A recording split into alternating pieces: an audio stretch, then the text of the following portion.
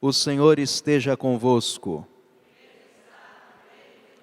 Proclamação do Evangelho de Jesus Cristo segundo Marcos. Naquele tempo as autoridades mandaram alguns fariseus e alguns partidários de Herodes para apanharem Jesus em alguma palavra. Quando chegaram, disseram a Jesus: Mestre, sabemos que tu és verdadeiro e não dás preferência a ninguém. Com efeito, tu não olhas para as aparências do homem, mas ensinas com verdade o caminho de Deus. Dize-nos, é lícito ou não pagar o imposto a César? Devemos pagar ou não? Jesus percebeu a hipocrisia deles e respondeu: Por que me tentais? Trazei-me uma moeda para que eu a veja. Eles levaram a moeda e Jesus perguntou: De quem é a figura e a inscrição que estão nessa moeda? Eles responderam: De César. Então Jesus disse: Dai, pois, a César o que é de César, e a Deus o que é de Deus. E eles ficaram admirados com Jesus. Palavra da salvação.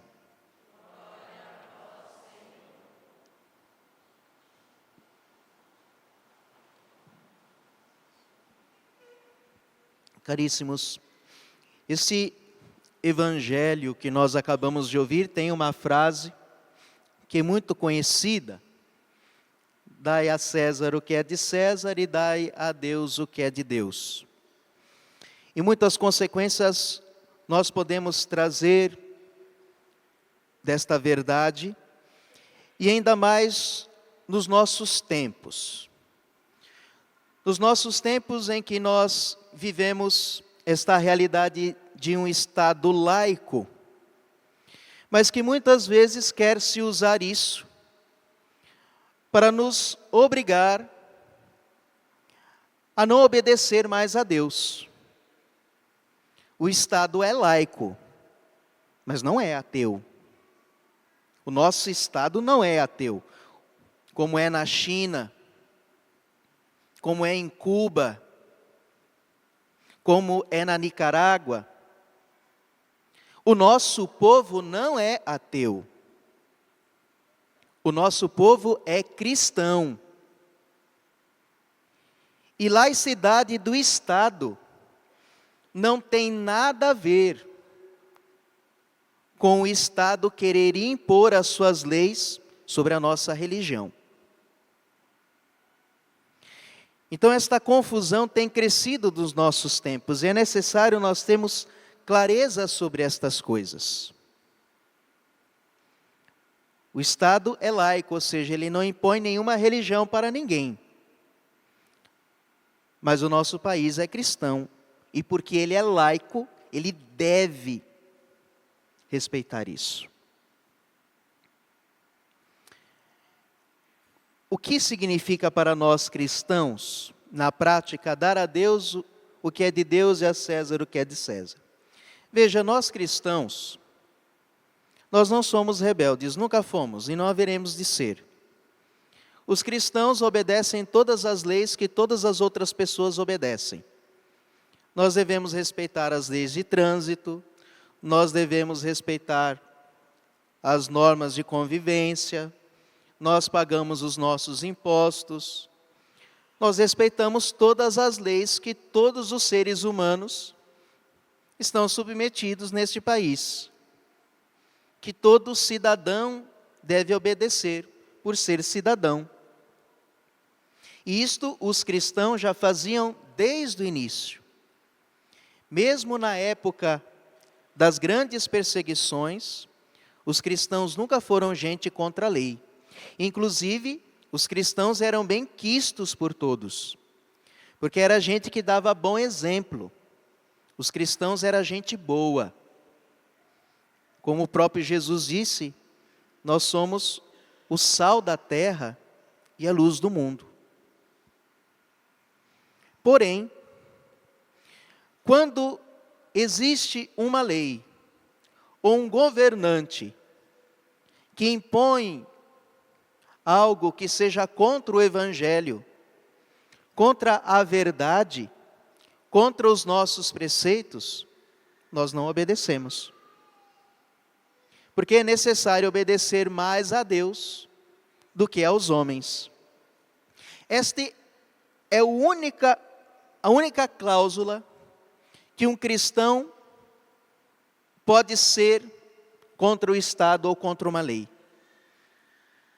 Se este Estado ou esta lei não estiver submetida às leis divinas. Se houver uma lei que nos obriga a ofendermos a Deus, então nós temos o dever de desobedecer. Mas do contrário, cristão é um bom cidadão. Isso é dar a César o que é de César. Cristão não é gente rebelde. Cristão não é gente doida. Cristão é gente de bom senso. Mas o cristão também dá a Deus o que lhe deve. Veja, foi por isso que aconteceu a grande perseguição dos romanos contra os cristãos. Como eu já disse, já naquelas épocas os cristãos sempre foram obedientes a tudo. Inclusive São Paulo e São Pedro vai falar nas suas cartas que nós devemos rezar e honrar o rei, obedecer os imperadores, porque por lei natural eles têm o poder divino de corrigir os que erram, de promover a justiça. Então sim, nós temos esse dever de obedecer. Mas chegou um momento que o imperador disse, o negócio é o seguinte, eu também quero ser Deus. E agora vocês vão ter que me adorar como Deus. Então os cristãos disseram, tudo bem, o senhor é imperador, a gente respeita, a gente obedece, mas isso não. Foi só por isso que milhões, não vou dizer milhões, vou dizer milhares de cristãos foram trucidados durante os primeiros séculos. E veja que o imperador pedia naquela época não era adoração exclusiva. Não é que agora você tem que renunciar a todas as suas crenças e adorar só o imperador. Não. O imperador aceitava que você adorasse outros deuses, mas você tinha que adorar ele também. Na época de Jesus ainda não tinha acontecido isso. Mas como é que era a adoração ao imperador? Você não precisava rezar missa para o imperador, você não precisava rezar terço para o imperador, você não precisava fazer novena para o imperador, era só uma coisa. Em toda a cidade tinha uma estátua do imperador, lá tinha um braseiro aceso, e a pessoa ia lá, pegava um punhadinho de incenso e jogava no braseiro e fazia fumacinha para o imperador. Era só isso, mais nada. Mas para não fazer só isso e mais nada, os primeiros cristãos perderam tudo até a própria vida.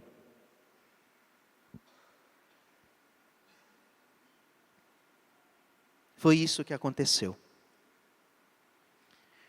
Um outro exemplo emblemático na história é São Thomas More e São John Fisher, quando o rei da Inglaterra resolveu anular o seu casamento na igreja para casar com outra, e todos os bispos fizeram vista grossa, mas um bispo disse, isso não está certo, foi morto. O seu primeiro-ministro, São Thomas More, o homem de mais confiança do rei, não disse nada, mas resolveu sair. Olha, desse jeito eu não fico mais. Só por isso foi preso e morto. E mesmo sabendo que a sua família estava sofrendo, não renunciou à verdade para obedecer os caprichos do rei. É isto que significa dar a Deus o que é de Deus e a César o que é de César. E nos nossos tempos nós precisamos compreender isso, porque cada vez mais nós estamos vendo atrocidades contra o ser humano e contra Deus. Nessa cultura que nós estamos vivendo, essa cultura de morte, para dar um exemplo. Existem coisas que, como cristãos, precisam ao menos nos incomodar. Porque as pessoas aprovam leis de tudo quanto é jeito, e às vezes a gente nem liga. A última, que saiu agora, foi no dia 17 de maio. O senhor ministro do Supremo Federal suspendeu a resolução do Conselho Federal de Medicina que proibia a utilização de uma técnica clínica conhecida como assistolia fetal, empregada para provocar abortos desde o 5º até o 9º mês da gestação. Isso daqui é para aqueles casos previstos agora, infelizmente, para aqueles abortos que agora a lei permite. Mas veja, até o 9º mês, para pensar, até o 9º mês. E por que método? Que é o pior. Pela assistolia. O que significa isto? É fazer o coração da criança parar. Mas como que faz? O bebê é morto dentro do útero. Porque se tirar para fora, né? Aí tem que dar assistência para a criança, então não vai ser aborto. Dentro do útero, através de uma injeção de cloreto de potássio. No coração da criança. O que lhe provoca uma parada cardíaca imediata, para depois ser retirado já morto do ventre da mãe. Isso estava proibido, mas agora, desde o dia 17 de maio deste ano, foi liberado. O método não é indolor, ao contrário, produz um sofrimento comparável à dor de um infarto fulminante em um adulto. Por isso mesmo, a assistolia foi proibida desde 2012, pelo Conselho Federal de Medicina Veterinária, como procedimento inaceitável para ser utilizados em animais. Ou seja, se um animal precisa ser sacrificado, é proibido usar este método. Mas para os bebês pode. Gente, isso aconteceu no mês passado.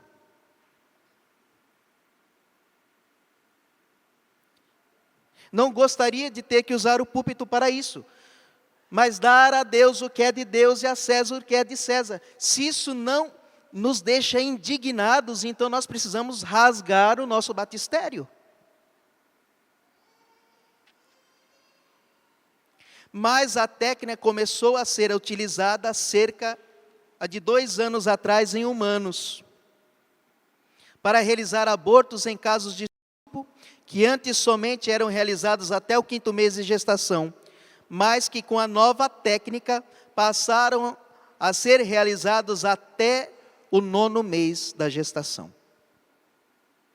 A intenção dos seus promotores, por que isso? Se este aborto já estava acontecendo de outras maneiras, por que tem que fazer assim até o 9º mês?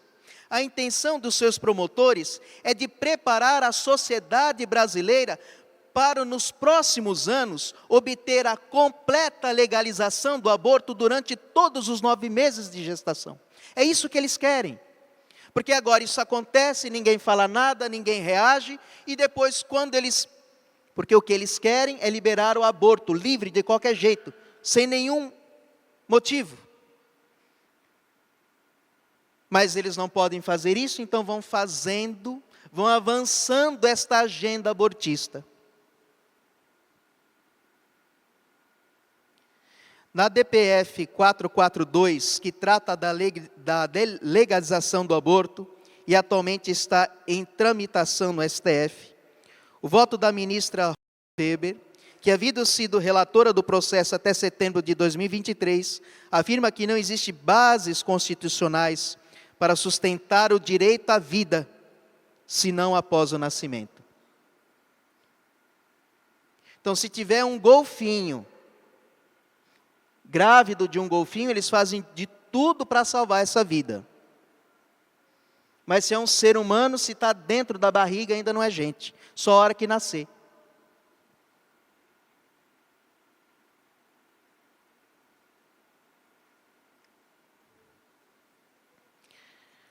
Enfim, para não alongar mais, esse projeto de lei foi um pedido do PSOL. Então você lembre desse partido. Cristão não pode votar num partido desse. Quem vota num partido desse está em pecado mortal. Porque está contribuindo diretamente com esta agenda maligna. Lembre-se dessas coisas. Dar a Deus o que é de Deus e a César o que é de César. Tem que dizer essas coisas. Se existe um partido, um governo, uma pessoa que está promovendo uma agenda anticristã, nós não podemos estar com essas pessoas.